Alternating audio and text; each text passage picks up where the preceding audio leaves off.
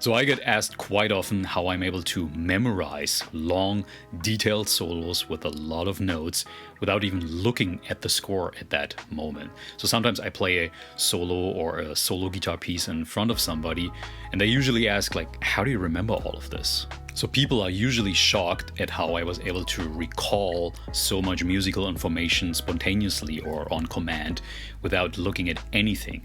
It feels almost like showing a magic trick to people at that moment. Now obviously we are not practicing our favorite solos from our favorite guitar players to impress people, but to learn and implement something into our own playing. And today, I would like to share a very simple trick on how you can memorize long stretches of solos more effectively, but also, maybe more importantly, retain the musical information in your mind for the future. Because one of the big tragedies, I think, for intermediate guitar players is that they practice a solo that they're interested in, and after a while, they can't remember anything.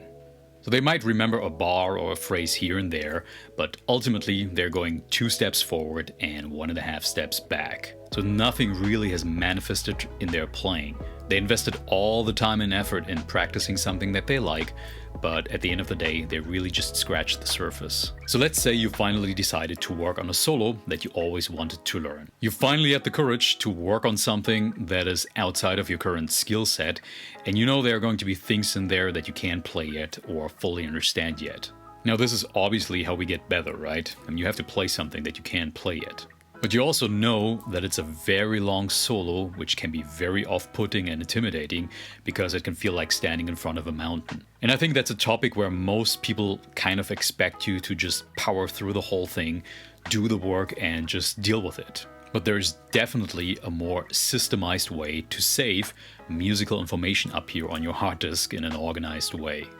Now, instead of just jumping into the solo and randomly tackling the first few bars of it and checking how far you can go until you hit a challenging section, let's set some parameters first. So first of all, we are going to separate pitch and rhythm. So any incoming musical information needs to be separated into these 2 categories first. So let's say you take 2 bars of a solo, right? Like a very small portion of it.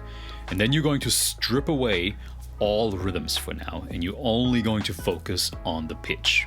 You will look at the note choices and you try to memorize the scale degrees and notes that are being played.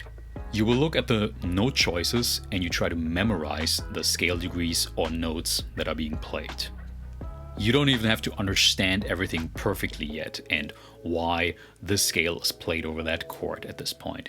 It's really just the memorization of the pitch, and you can ignore all of the rhythms.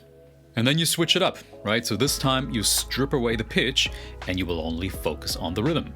So you check out when the phrase starts, where the phrase ends, are there any accents that throw you off? Is it a 16th note or a triplet? Is it a long note? Do I have to let go somewhere? Just make sure that you can feel, anticipate, and play only the rhythms in a slower tempo before you put everything together. Just make sure that you can feel, anticipate, and play only the rhythms in a slower tempo before you put everything together. So you basically should be looking at just the naked rhythmical skeleton of a phrase. So once you have handled the pitch and the rhythms separately, you obviously have to put them both together and start practicing the real phrase. So in the beginning, this way of doing it might feel a little counterintuitive because you are doing less here than you instinctively would maybe usually go for. So smaller chunks of information, but in a more safe and secure way. It is a much more detailed scanning process. Now let's say you will do this for 10 to 20 minutes every day. It doesn't really need to be any longer than this, and we're still doing this with just 2 to 4 bars per day. If you do this every day, you will notice that everything you practiced the previous day will be much deeper and has manifested way stronger up here. You can literally feel your musical brain or hard disk growing, if that makes sense. Yeah, I can feel my musical receptivity growing. The 2 bars that I practiced yesterday are indestructibly safe up in my mind so that I can move on to the next 2 bars. This way is much better than sitting down every now and then for 60 minutes or longer and not separating pitch and rhythm, right? So everything will be way too vague and wishy-washy in your mind. If something is above your current skill set, try to not memorize everything together at once, right? Always take in smaller portions and then take them apart first. Because if you're unsure of the rhythms, that's going to have an impact later on when you put everything together. If you're unsure of the pitch and notes, that is also going to mess up the performance later, even if you understand the rhythm. By the way, this is the same approach that I would use to teach somebody sight reading on the guitar. If someone wants to get better at sight reading, I would usually tell them to completely separate pitch and rhythms first. So let's say you're practicing 5 days per week and maybe you're just memorizing 2 to 4 bars per day for now. Now you can do the math and it doesn't seem that much, but everything will add up and compound. Usually people underestimate the compounding effect of this. If you do really small chunks every day, the next thing you know is that in 2 or 3 weeks, you have already finished half of the solo, but in a much more deeper way. And don't forget, time is going to pass anyway, so why not do it in a thorough and secure way? I can promise you that everything will get easier and more routine after a while. And for the next solo, it might already be 6 or 8 bars you can take in because you're getting better at this and your musical muscle memory grows. Now this trick also works for any other thing you're ever going to practice on the guitar in the future, right? You can obviously do this for a rock or heavy metal solo. Doesn't matter if it's John Mayer or Kirk Hammett, it's the same filtering process. Maybe you always wanted to learn a long Joe Pass style solo guitar tune or a Bach piece. It doesn't even need to be a solo, right? It can also be just a challenging song of any stylistic. Apply this little filtering technique to anything that is above your recent level, and you should notice a big difference in how you store knowledge up here. So let's have a few practical examples of this filtering process. Okay, so let's start with something more intermediate and move on to something more advanced, maybe later on, okay? Now this tune, a student of mine just recently brought in, and I thought it would be a good example of this scanning process that I was talking about earlier. So the song's called 01099 for whatever reason, right? Who knows what that means? But it's from a guitarist called Florian Naegeli, and I hope I said that right. But I will put a link to him somewhere down below, so make sure to check him out there.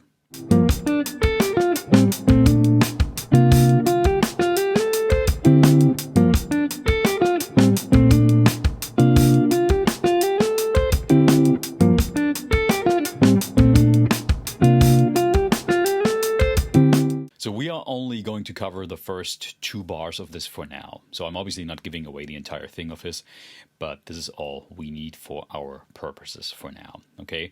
So just these 2 bars are already enough to show you what I mean, because there's so many little rhythmical stepping stones in there that, in my experience, could potentially throw off an intermediate student, or at least they would have trouble memorizing this and playing it smoothly. Because it sounds kind of simple and pop, soul, neo-soul, R&B, but it's obviously not that easy. And that's a trap that I think a lot of intermediate students fall into. So before you try to play and memorize half of the tune wrong, let's apply this scanning process to the first 2 bars only and memorize it in a more efficient way. So first of all, I'm going to ignore all of the rhythms, okay? I'm just going to memorize the pitch. I will also try to understand what notes are being played in relation to the chords. So I usually will scribble the scale degrees on top of each note, okay? This helps me to understand where all of this is coming from. And I will just try to get a general understanding of what's happening harmonically. Now, as I said earlier, you don't have to understand this perfectly when it comes to the analysis and the harmony for now. If you can, that's great. If not, it's not the end of the world, so just keep on going, okay? It's much more important to be able to actually play it before understanding the theory perfectly. And you usually need a few songs under your belt to actually do so.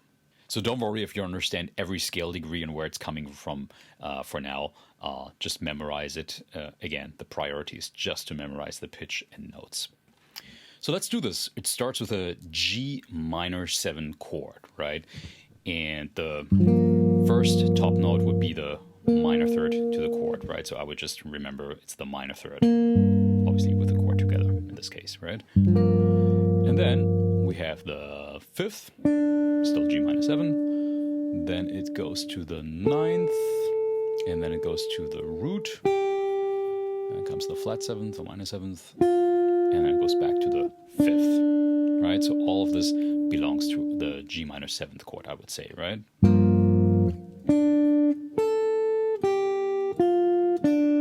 Right, it's just the scale degrees.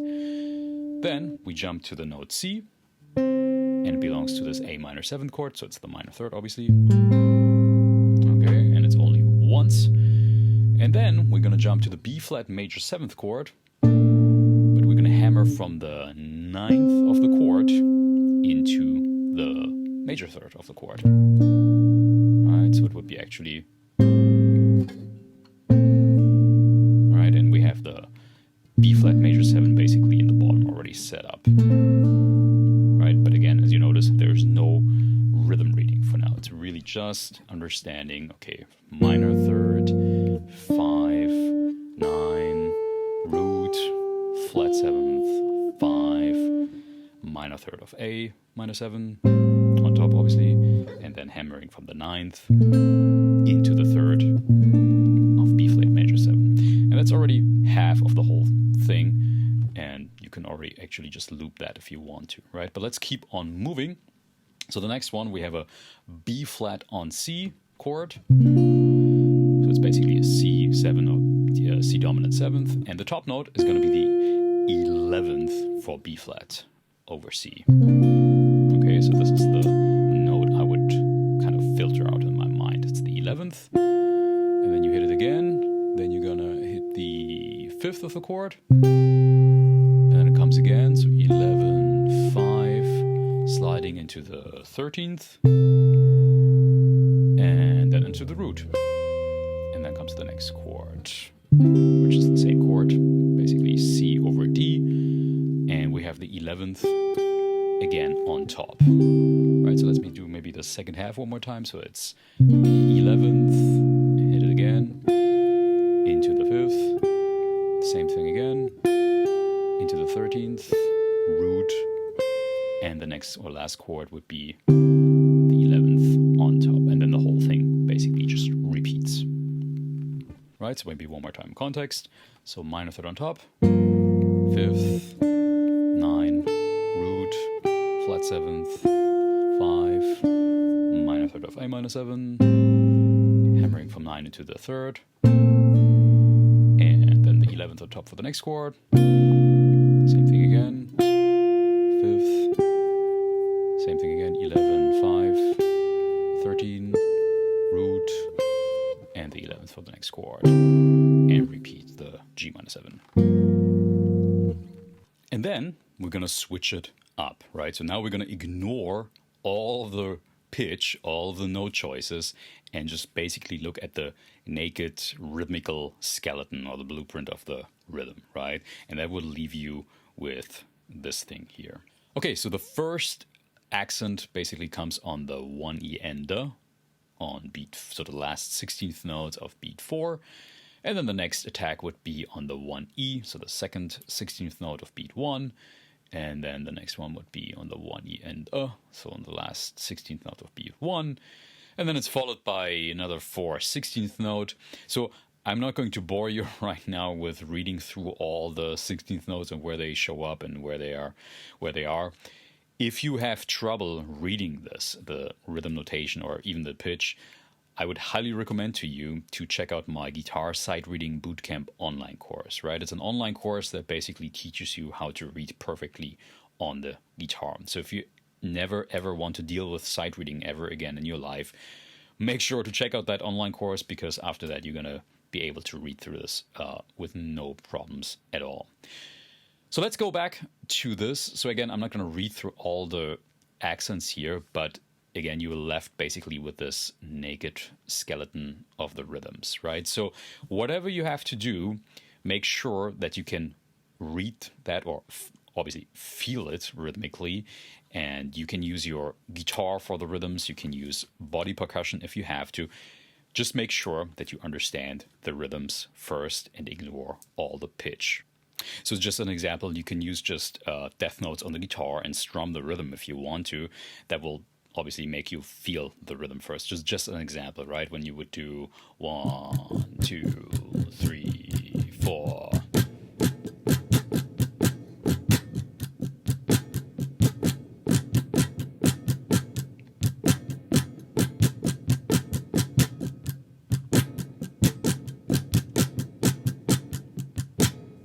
Right? So that would be just the rhythm of these 2 bars. And that's very important to feel first before you put everything together, obviously.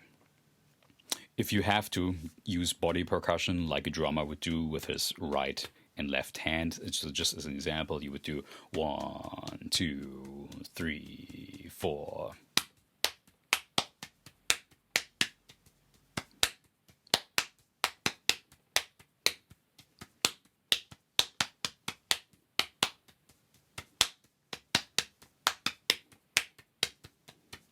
Right. I hope the mic picked this up. You can obviously play this through a metronome, but there are all kinds of ways to feel the rhythm first. Now you can also just sing the rhythm. That's also a very easy one to do, right? So it would be 1, 2, 3, 4. Bop bop ba da bop ba da ba da bop ba da bop ba bop bop ba da bop ba da bop da bop ba da bop bop ba bop. Now, obviously, be a little bit more professional than me and put on a metronome while doing this, but I think you get the idea. Yeah, strip away the notes, just feel the rhythms or understand the rhythms first, and then we're gonna put everything together after that. Now you can do the pitch for maybe 5 minutes. You can do the rhythms for maybe 5 minutes too. And then the next step is that you put both together, and then you're going to practice that at a slow tempo for another 5 or 10 minutes. So in total, this shouldn't take any longer than 15 to 20 minutes, but these 2 bars are going to be so rock solid up in your brain. I will promise you that on the next day, it feels much safer than if you would have just went after it without separating stuff.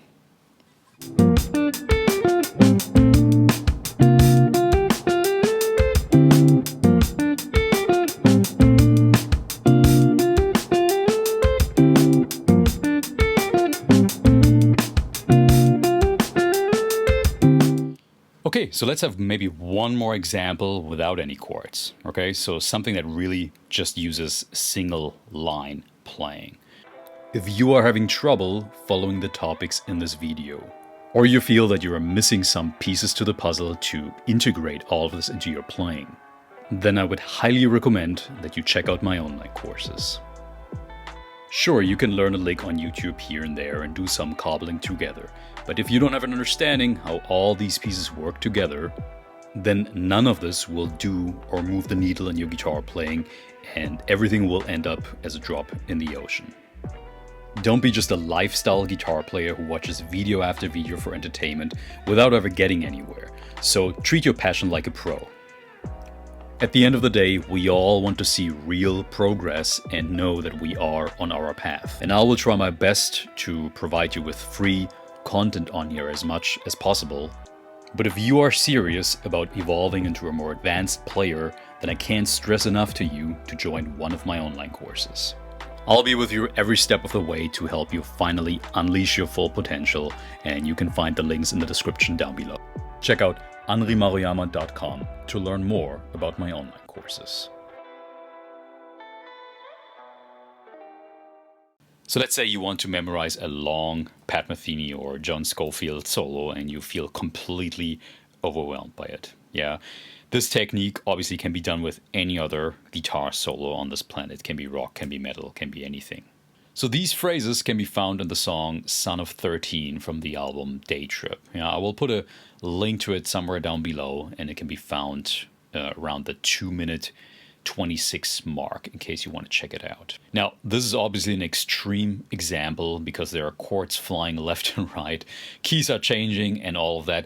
So let's apply our little scanning process.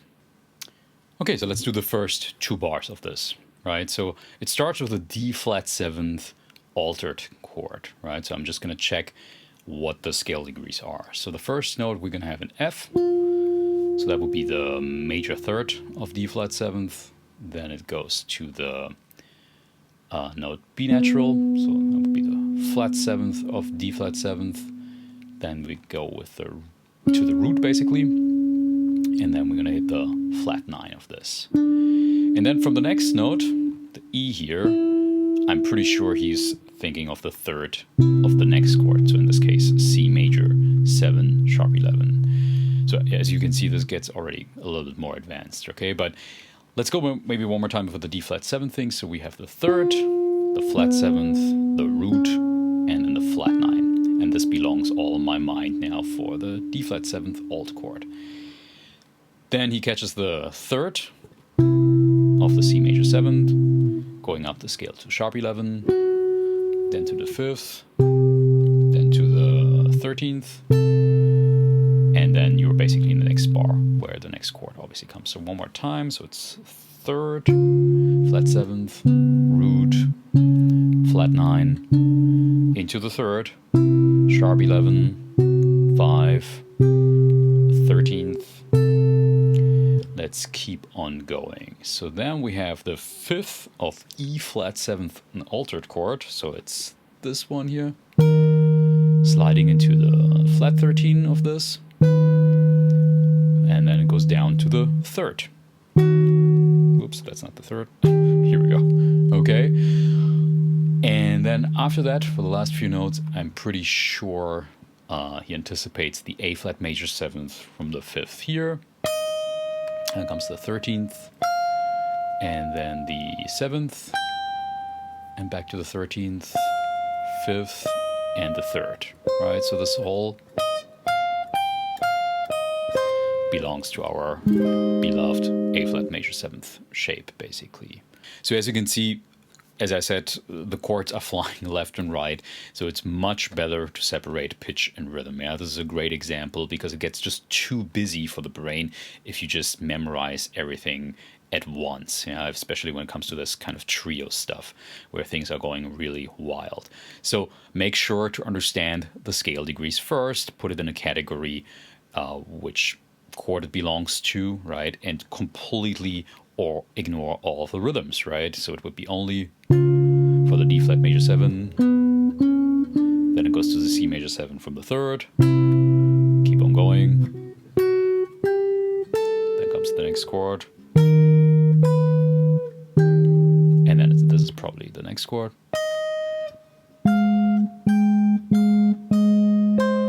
Right, that's how I would remember it or memorize it first. And then again, I'm going to take away all the pitch, and I'm only going to be left with the rhythmical skeleton, basically, right? So let's sing this maybe first, right? So it would be one, do it obviously at a slower tempo with a metronome that I don't have at hand here right now. So at home, use a metronome for this kind of stuff and just sing basically the rhythms, right? So it would be 1, 2, 3, 4. Bop ba da da da ba da ba da bop bop bop ba da ba da ba. Maybe one more time. 3 and 4 and bop ba da ba da ba da ba da bop bop bop ba da ba da bop. Obviously, I'm not going to be in Carnegie Hall soon with my singing, but it's really not about singing beautiful or anything. It's just memorizing the rhythms. If you would just translate the rhythms into strumming or with death notes, it would become this. Check this out. So it would be 3, 4.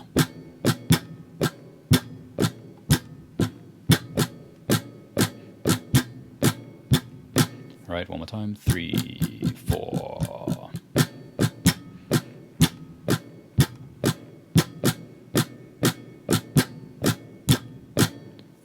Or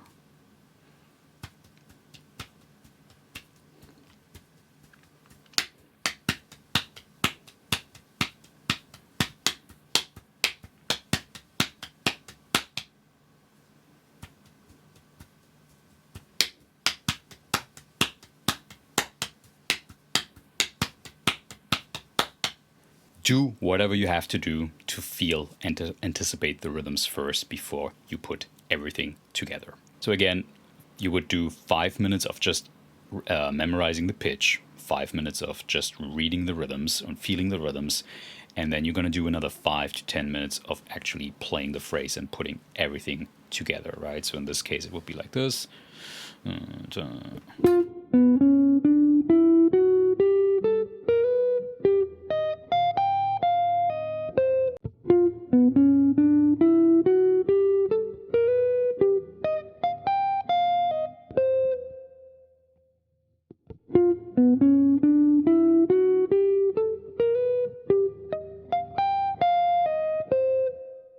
Right? That's all I would do for one day. Just 2 bars separated first. Yeah, do this at a very slow tempo and then repeat that the next day. I'm telling you, it's going to be much clearer in your mind, regardless of how difficult a song might be.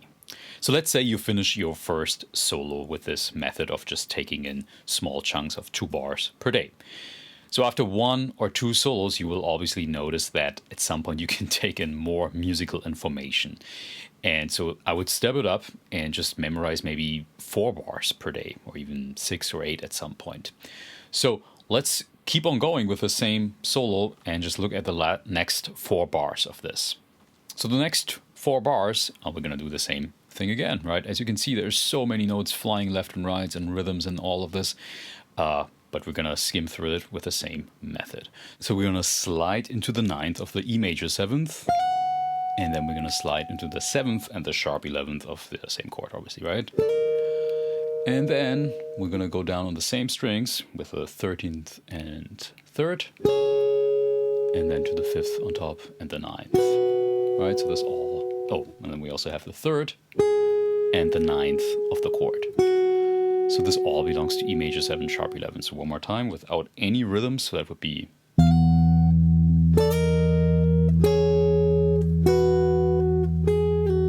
Or. Yeah, so this all is the same thing. And then we go to the G major 7th by starting from the 7th, sliding into the root. And then on the same string, we're going to the 5th. And then comes the line of starting with the 3rd.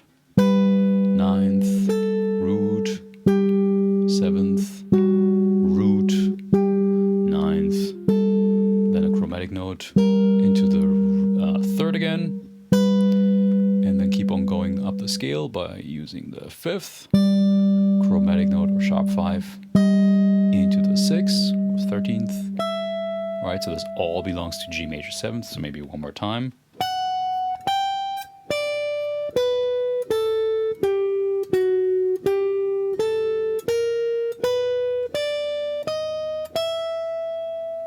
And one more time, just the pitch for E major 7th.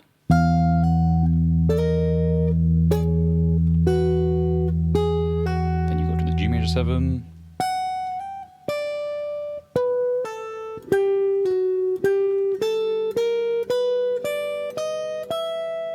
Yeah, just make sure that you understand what scale degrees are being played and which shape it kind of belongs to.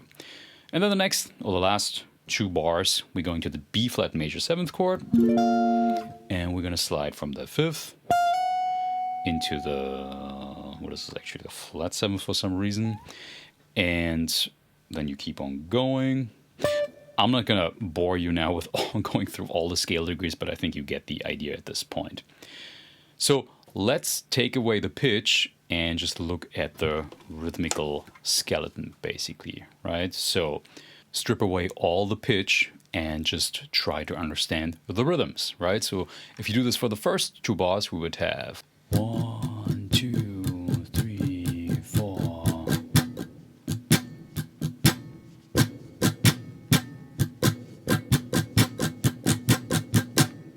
That would be just the first 2 bars. If you want to sing it, 1, 2, 3, 4. Down, down, down, dub, ba-dum, dum, dub, up, ba-da-ba, da-ba, da-ba, da-ba, dub, up. Maybe one more time. 3, 4. Dum, dum, dum, bup, ba-dum, dum, dub, up, ba-da-ba, da-ba, da-ba, da-ba, dub, up. If you want to use body percussion, 3, 4.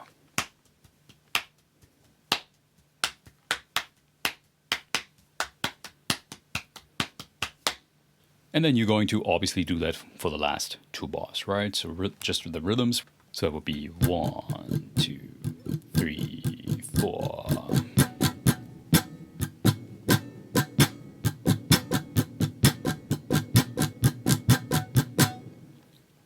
Or 3, 4. Da ba da dum ba ba ba dum da ba da ba da ba da ba da ba da ba da ba da ba da bop.